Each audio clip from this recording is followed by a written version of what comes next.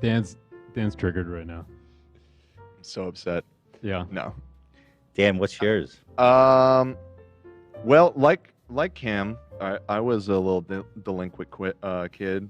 I actually reached out to some old buddies of mine I grew up with and was like, "What was the worst shit we ever did?" And they came back with like a fucking list of things that I had totally forgotten about, that are like bad, but like aren't necessarily great stories. Just typical delinquent teenager shit. However, there is one story that I thought fit pretty well, and it is something that like I'll occasionally think about and feel pretty guilty about.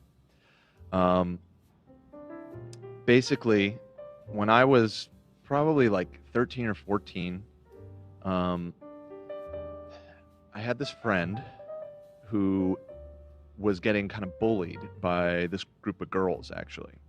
And the way they were bullying him, there was a few ways, but one thing is back then, there was this show in LA called Loveline with Dr. Drew, actually. Of course, remember Loveline? Yeah. So for you, was it like me and people of my age that like everybody would listen to it all the time? My sister loved it. And Yeah. She's quite a bit older, like 10 years. Yeah. And so I would listen in with her. Right. And so it was kind of like for people that aren't familiar, it was like kind of It was an advice show. Advice show, yeah. It was on the radio. It was late at night in LA. It was Adam Carolla and Drew. Dr. Drew. Hey. Right. So it was very popular with people of my age. And they kept calling in pretending to ask for advice about like their boyfriend, who was this guy that was a friend of mine, you know, having erectile dysfunction or like pooping himself during sex and like all of this stuff.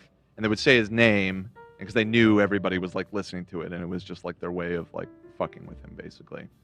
And like I said, they were doing a lot of other stuff. So anyways, I wanted to help my buddy get revenge on this girl. And so what I did was I convinced one of her friends that I had a falling out with my friend, and that, you know, I hated him now too. You know what I mean? And kind of, I was a sleeper agent. And basically I convinced this girl that I knew a way that she could hack his computer. And she was really stoked on the idea. She thought that would be so funny. I didn't know anything about hacking.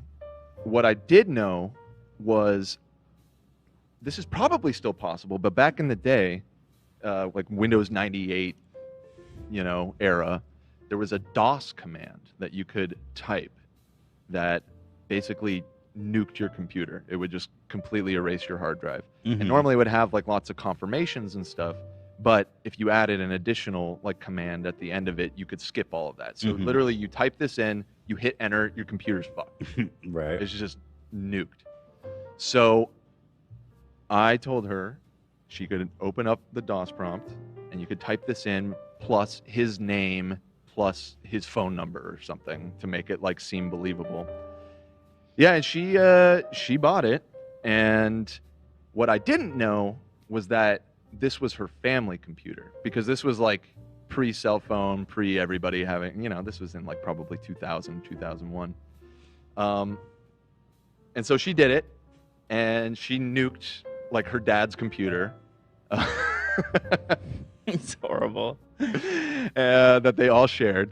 And, you know, I don't think she was ever able to explain it away to her family because she knew she was doing it maliciously.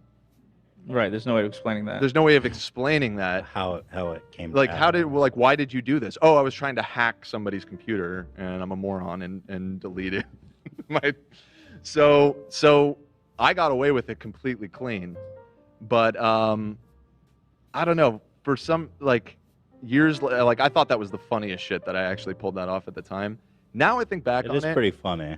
It's pretty funny. That's like Alt F4 IRL, delete System 32. I mean, you actually did it. Yeah, and they were not technical, because you could, you know, reinstall Windows and get it all back and running. But I heard that they didn't know what to do, and they ended up just tossing out the computer. Oh my and having God, to you spend cost that family untold like thousands fortune. of dollars. Yeah.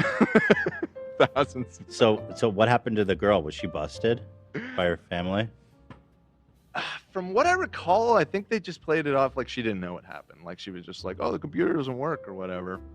So I don't think anybody really suffered any consequences other than her parents, which, again, is why I realize now that that was pretty fucked up of me to do. It's pretty good. I'm not gonna. I mean, you pulled it off